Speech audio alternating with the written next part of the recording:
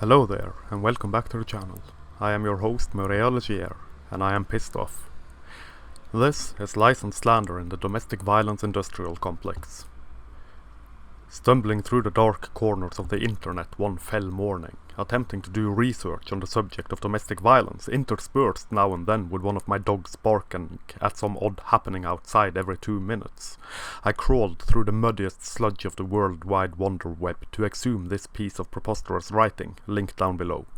Within this piece of writing, aptly titled "The Feminist Case for Acknowledging Women's Acts of Violence," we find clear and concise evidence in the form of them admitting it, that the feminist movement, or the women's movement, or whatever label one wishes to ascribe to it, built the domestic violence movement upon lies at worst and blatant misrepresentations at best.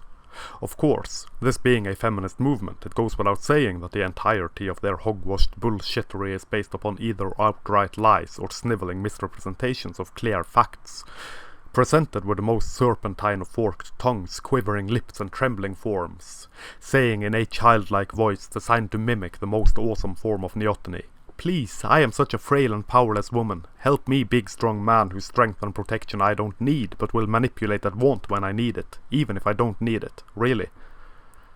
I am not going to divulge the information within this incredibly illuminating piece of writing in great depth or detail in this particular ramble. I think this fantastic piece deserves a ramble all on its own, to go through it in such depths as I am capable of, being neither an academic nor a scholar. Now, being an academic clearly doesn't mean much in this terrible post-apocalyptic haze of the current year. This should be self-evident by the sluggish beasts residing within the overcrowded halls of academia.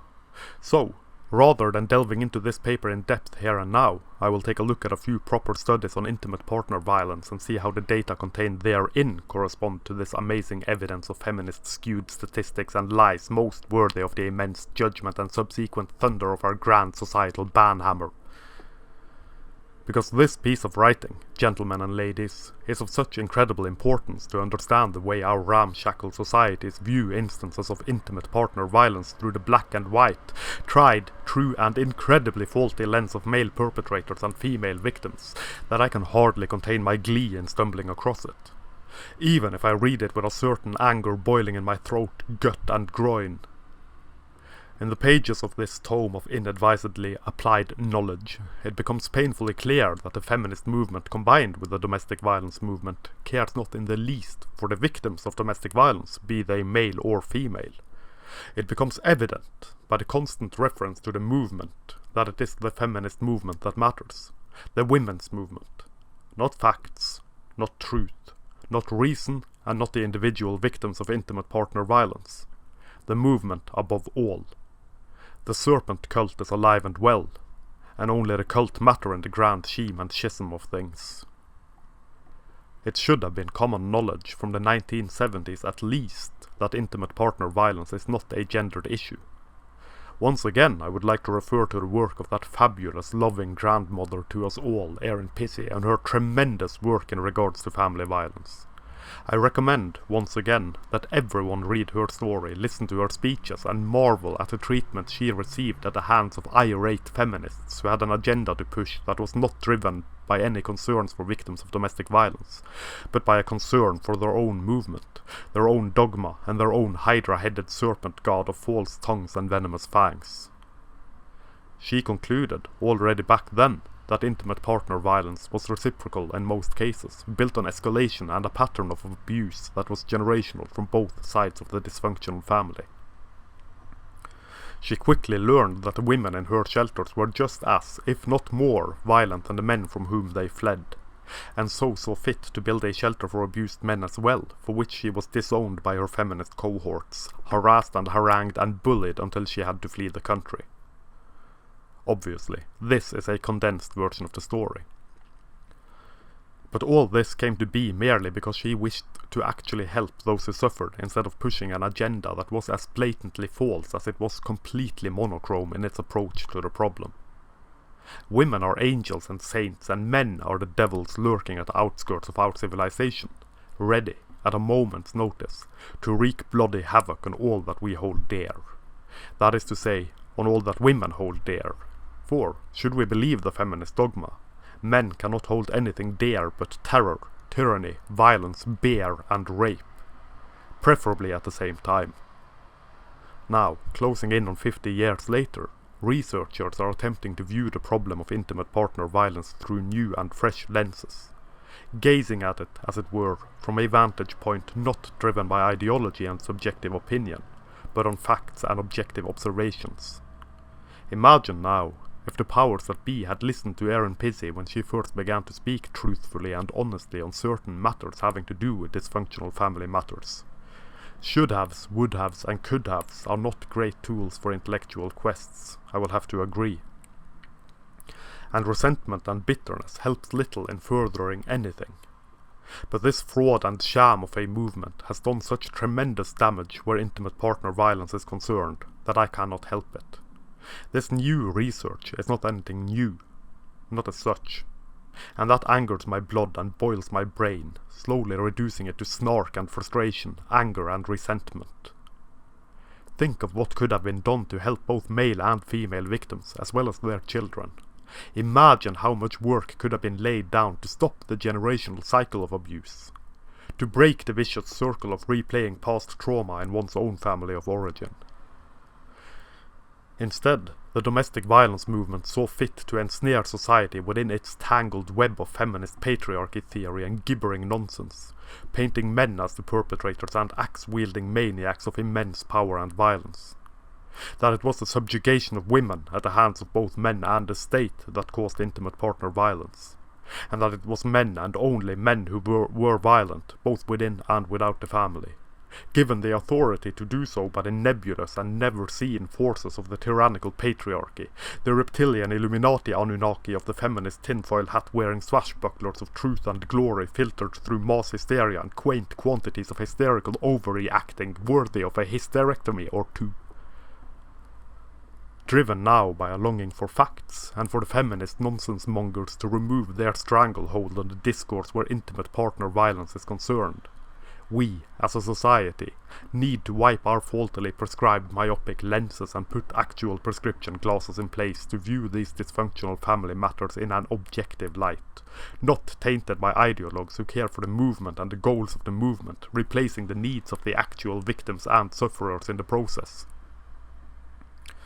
And so, new research floats to the top of the stagnant pool that has been the discourse for decades.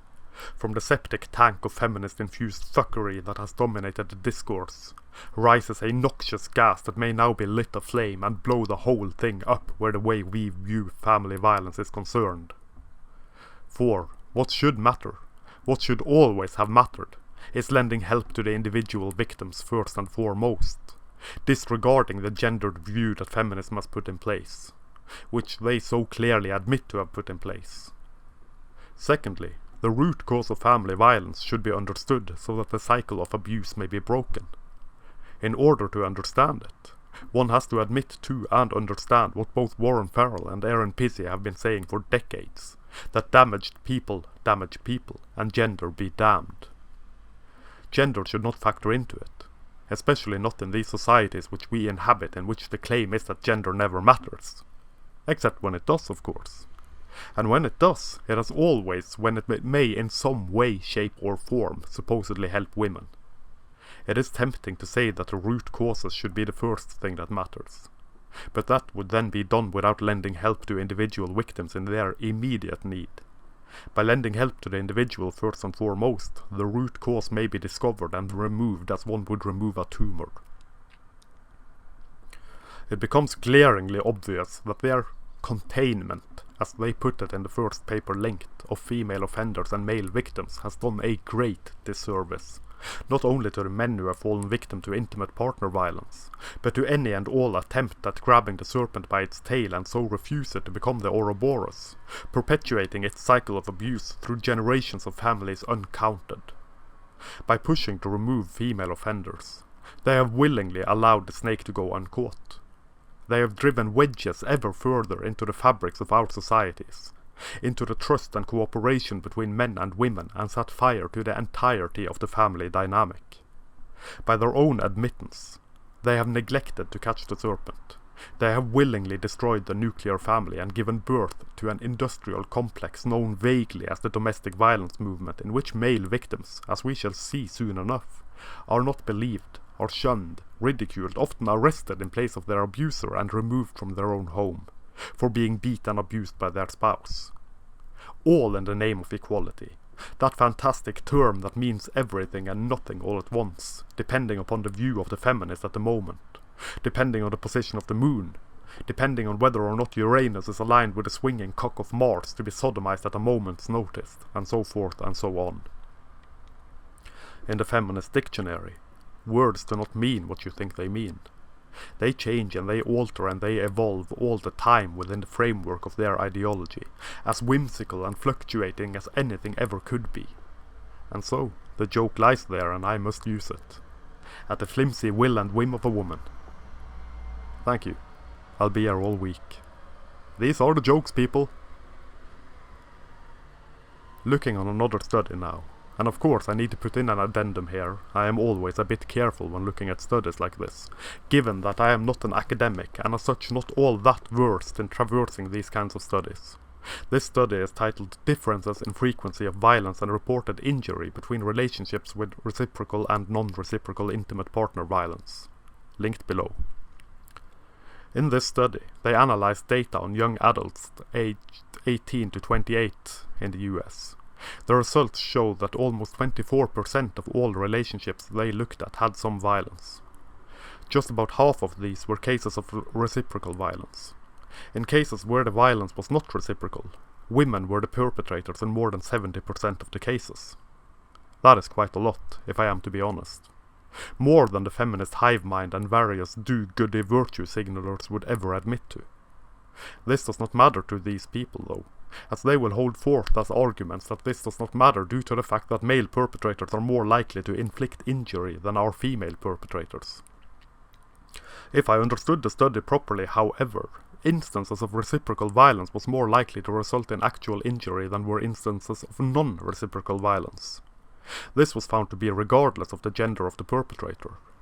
I found this to be very interesting when taking into consideration that the study also tells us that reciprocity was associated with more frequent violence amongst women. From my understanding of this quote, women were the instigators more often than men in cases of reciprocal violence, thus leading the men therein to reply in kind. Given the greater muscle mass and bone density of men in general, and the lesser muscle mass and bone density of women in general, I do not find it all that surprising that women suffer injuries more in cases of reciprocal violence. It would, perhaps, be a good idea to not attempt to beat someone bigger and stronger than oneself. Understanding that boys and men have been told since time immemorial that they should never, ever hit a girl or a woman, no matter the circumstances, it is little wonder that the sympathies of society at large go to the women in these scenarios, never minding that she may very well have been the instigator. I think it would be prudent to also keep in mind the probability that people in these kind of relationships where reciprocal violence occur are more than likely damaged people who keep replaying the same scenarios time and again, drawn to each other by a kind of mutual and subconscious desire for destruction and self-destruction, feeding into the generational cycle of abuse from ages past, replaying what they learned at the hands and feet of parents for all eternity. I cannot imagine a worse doom than this.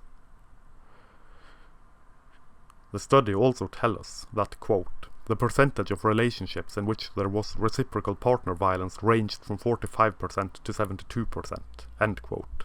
Further evidence, then, that reciprocal violence in highly dysfunctional relationships and families is the norm more than it is not. Kinda ruins the pictures we have been painted and presented for ages now of the stereotypical wife-beating man, a drunkard and a brute with violence encoded in his DNA, allowed by both society and the patriarchy, weird deep state shadow government that it is. A faulty image handcrafted by feminist ideologues whose interests and passions are to maintain this stereotype more than it is to solve the problem. Because solving the problem would mean that they would have to admit, as they have done in the first paper linked, that women are also violent, that men are also victims, and that violent relationships are more often than not a two-way street where there is no clear victim-perpetrator dynamic to be used in furthering an agenda. And the agenda is also something they would then have to admit to, burying facts for sake of their ideological convenience and the advancement of the movement being, at the moment, in a state of siege, as more and more people are questioning the societal narrative which we have been spoon-fed for decades, their toxin forced down our throats and injected into our veins from powerful institutions of education, mass media and more. This state of siege, I assume, is the main cause and reason for the first paper linked.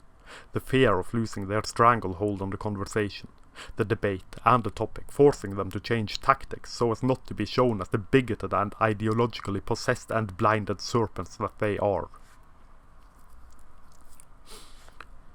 There is this radical notion that has been with me, you see, part of my worldview for all my life, based as much on personal observation as it is on objective analysis, that both men and women are capable of tremendous good as well as tremendous bad.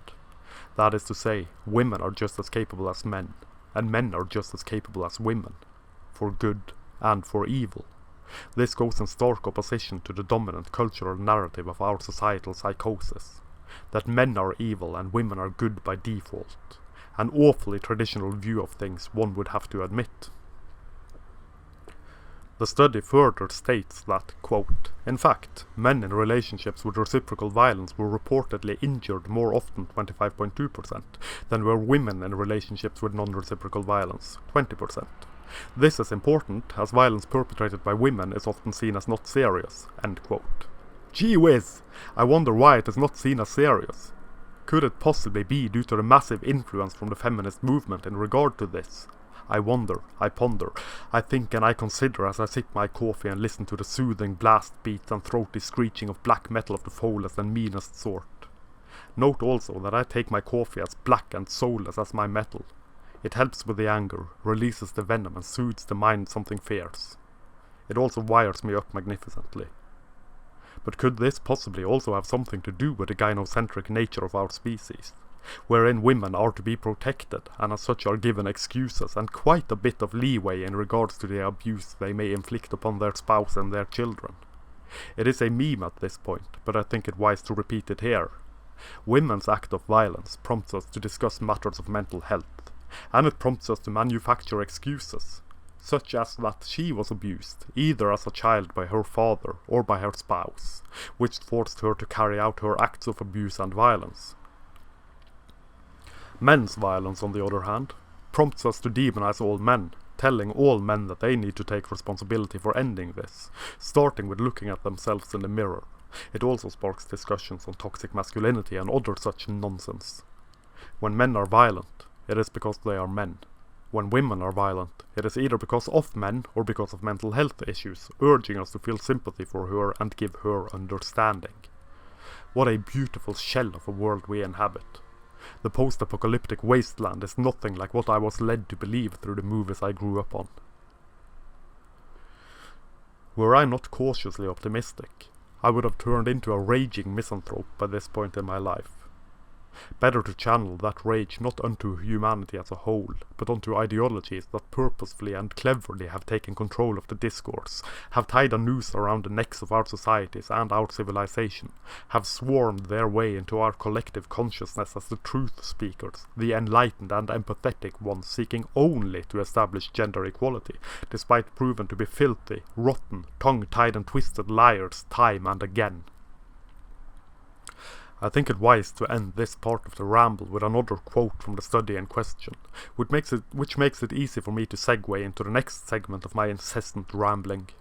Quote, regarding reporting biases, there has been much discussion of whether there are differences in reported intimate partner violence by the gender of the reporter. A meta-analysis of the reliability of the conflict tactics scale concluded that there is evidence of under-reporting by both genders, and that under-reporting may be greater for men. End quote. Small wonder that, as men are not believed more often than not. Small wonder that, when men are ridiculed by the forces supposedly put in place to help victims of domestic violence. Of course, in light of the glorious feminist revolution, victims of domestic violence automatically mean women. As such, close to all resources available are merely there for female victims. This based on the false belief that only men are violent, only women are victims, forever and ever. Hail Dworkin, praise feminism, eternal glory be to the collective. Amen. The last study to gaze upon is also the one I think is of the most interest.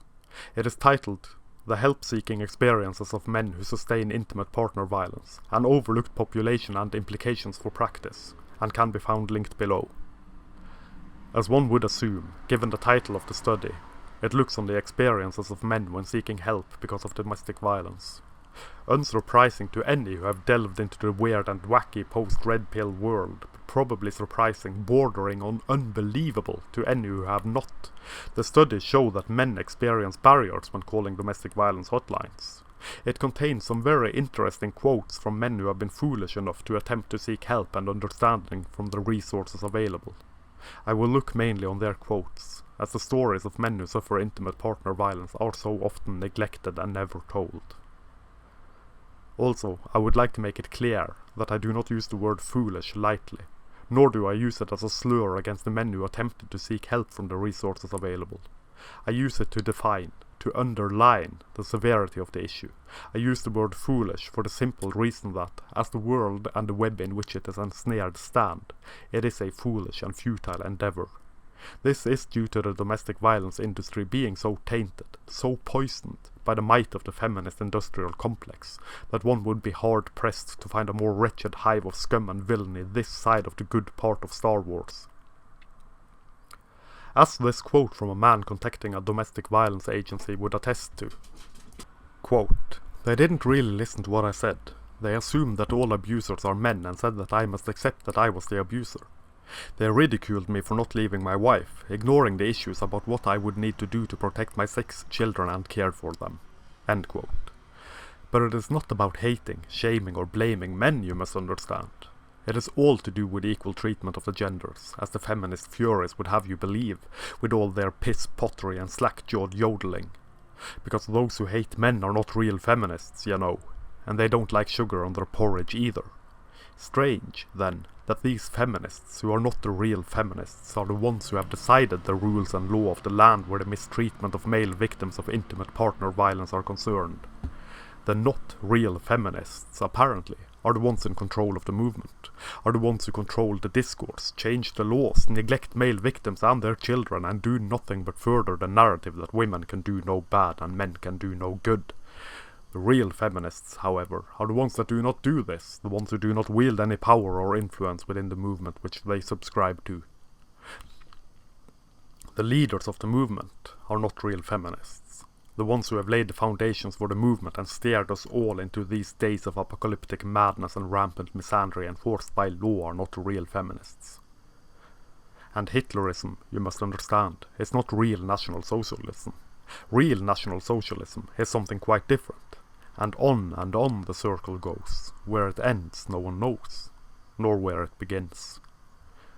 I am given to understand that there exist no real feminists, because this is the excuse whenever these hateful, bigoted purveyors of nonsense and neglect parade their hatred of all things male and masculine around town, that they are not real feminists. And when the leaders of a movement are not real adherents to a movement, it is safe to assume that there exist no real feminists, and that it is all a wash basin filled with toxic waste, vaginal sludge and phlegm. It is fucking nasty, is what I'm getting at. Time and again these excuses pop up, and people believe it. All the fucking time people believe it. That the leaders of the movement, the movers and shakers of the law of the land, the ones implementing all manner of vile treatment of men and preferential treatment for women based on naught but sex, are but a vocal minority, a loud-mouthed gangrenous few who do nothing and accomplish nothing and are thusly of little consequence to the movement as a whole, despite the fact that these trademarked not real feminists are the ones responsible for male victims of intimate partner violence as well as their children, not only not being believed, but not receiving help at the hands of the plentiful resources available to victims of intimate partner violence. Given that the real victims, you know, are women and women only. But no, that is not real feminism. They just wield all the power and influence in the name of holy feminism and its wriggling, spineless serpent goddess. And those who are supposedly real feminists do nothing to stop these so-called fake feminists. How very weird. you know what? I don't often say this, but I will make an exception. Fuck you. Fuck you right in the ear and the nostrils with a barbed wire dildo laced with ferret piss and honey covered in angry ants. Quote, this work shows that men often experience barriers when seeking help when calling domestic violence hotlines. For instance, men who sustained all types of intimate partner violence report that the hotline workers say that they only help women, infer or explicitly state that the men must be the actual instigators of the violence, or ridicule them. Male help seekers also report that hotlines will sometimes refer them to batterers programs. Some men have reported that when they call the police during an incident in which their female partners are violent, the police sometimes fail to respond. Other men reported being ridiculed by the police or being incorrectly arrested as the primary aggressor. Within the judicial system, some men who sustained intimate partner violence reported experiencing gender-stereotyped treatment. Even with apparent corroborating evidence that their female partners were violent and that the help seekers were not, they reportedly lost custody of their children, were blocked from seeing their children, and were falsely accused by their partners of intimate partner violence and abusing their children. According to some, the burden of proof for male intimate partner violence victims may be especially high. End quote. Now colour me prickly, surprised and oddly titillated. Could it really be? Well, yes, of course it could really be. The most infuriating bother of it all is that feminists will go out of their way to claim that this treatment is the fault of men, of toxic masculinity and of the patriarchy, and that feminism is the force needed to fix it. This despite them being the reason for this sad state of affairs in the first place. At least now we have an admittance from their own filthy and blood-stained hands that they have knowingly contained, their word, instances of male victims and female perpetrators, so one would be inclined to believe that this excuse would no longer work. Yet, it will still work. It will still be presented as being the fault of men, whilst in actuality being a combination of the succubi forces of feminism and the gynocentric nature of our species designing a cultural cutlery narrative that women are victims, even when women are the perpetrators. I can imagine no harsher punishment, no harsher and more foul treatment than being arrested for being assaulted by one's partner, adding insult to injury one snake-like slither at a time, with the god-awful feminist dogma whispering in his ear that this is the fault of men and of himself by extension. A few quotes from the paper, which I think is of interest. Quote, they offered to listen if I wanted to recount what had happened, but indicated that no support services were available. End quote. Quote, I was mostly just doing research after the occurrence to find out what I should do. I found mostly female help sites and was turned down by several, so I gave up. End quote. In regards to law involvement, quote, they determined she was the aggressor, but said since I was a man, it was silly to arrest her. End quote. Quote, told me to get her help, told me to spend the night in a hotel. End quote. Quote, they saw me as a large male and took her side. I was at the hospital with bruising and burned eyes from hot coffee thrown in them. They didn't believe that she did this, and refused to arrest her. The next incidents, the police, saw me bleeding. They charged her with felony domestic violence, but later dropped it to misdemeanor assault because we are not married and do not live together. End quote. Well now, ain't that interesting in light of the first paper linked? I would dare say that in the line of duty, neglect of the male is right there, up front and center for all the world to see, were they only willing to do so. Clearly, it is incredibly difficult to see after decades of feminist lobbying and implementations or alterations of law made to define domestic violence in a light spun neatly by the web of feminist dogma, such as the Duluth model for dealing with domestic violence. But more on that later, as I keep saying whenever I'm bringing it up. I think, quite simply, that it deserves a ramble all on its lonesome. When all things are placed within the framework of an ideology that presumes women to be the oppressed and men to be the oppressors, violence can only ever go one way. And that way is down from the top, from man to woman. Women who are violent against their male partners are thus given leeway for her supposedly being oppressed for being female and nothing but. The domestic violence industry has handcrafted this fairy tale on feminist insistence, where the big bad wolf is the man and everything done to fight the big bad wolf is of the good, even when that means a man being arrested for his horrible crime of being assaulted.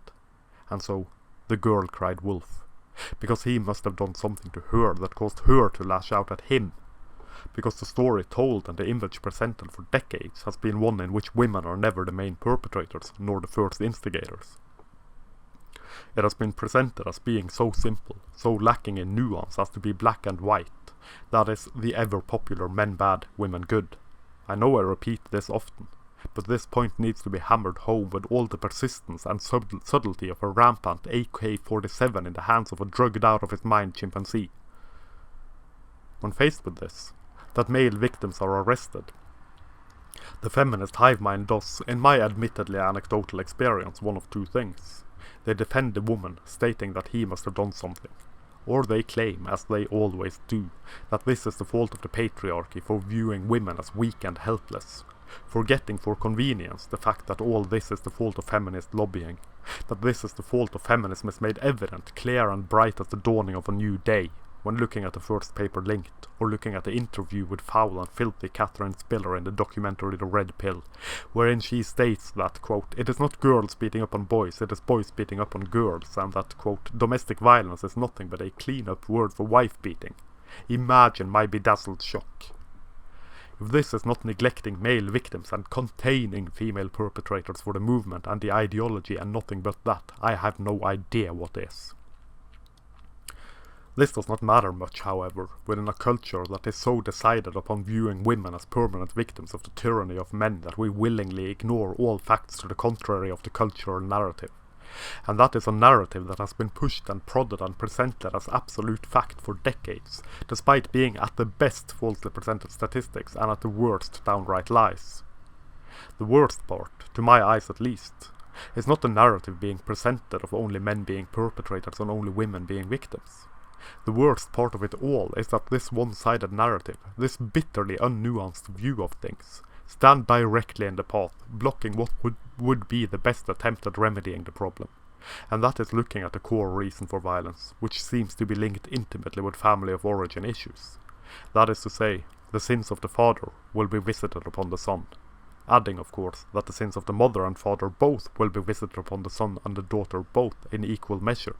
Doomed to repetition is the generational cycle of abuse. For are not our behaviors, our patterns of behavior in adult life, very much a reflection of that of our parents, be they our mothers or our fathers? Being able to see this pattern, this circle of abuse clearly, would mean being able to consider the instigators of violence, the perpetrators of violence within a family, be that reciprocal or not, in light of the abuse they suffered at the hands of their parents, not as a manner of excuse for their behavior, but as a way to teach them ways of working through the trauma from the abuse that is not them replaying it time and again, regurgitating the same generational sins as their parents and their parents did, and so forth and so on. It would mean grabbing the serpent by its tail, understanding that it is a far more complex issue than the feminist hive mind and their various sultry snake cult priestesses would have it presented.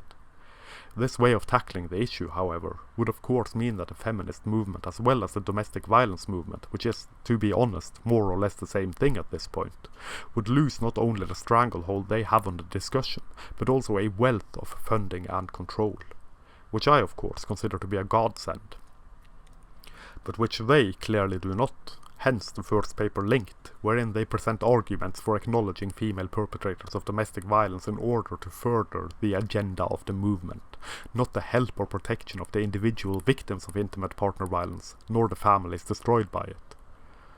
Which just goes to show that feminism cares neither for women nor for men, but their own agenda, whatever that agenda may be at any given moment. It is definitive proof that feminism as a movement cares for naught but their movement.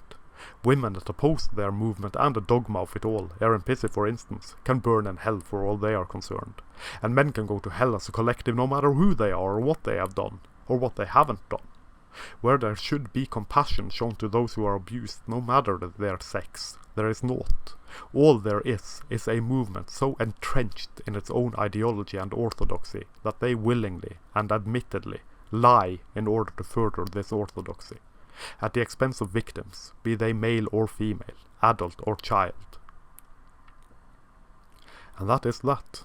No individual matter, only the party matter. All else is naught but sacrifices for the serpent god. Thank you very much for watching. Here follows an outro most befitting a video of this nature, a blatant attempt at virtual panhandling. Should you wish to support this channel, as well as my blog and any further endeavours this strange path will take me on, there are a few ways you can do that. The easiest would be to like, share and subscribe, as well as clicking the sometimes functional notification bell. Having the message, such as it is, manspread and mansplained far and wide will do wonders. You could also support my rambling and barely contained insanity by buying my books, which are linked below. More books will be made available as time allows. I also have a Redbubble shop, linked below, where you can buy prints in various forms of some of the artwork presented in my videos. Or you can contact me through the contact form on my blog for original artwork, commissions or prints direct from the source, so to speak.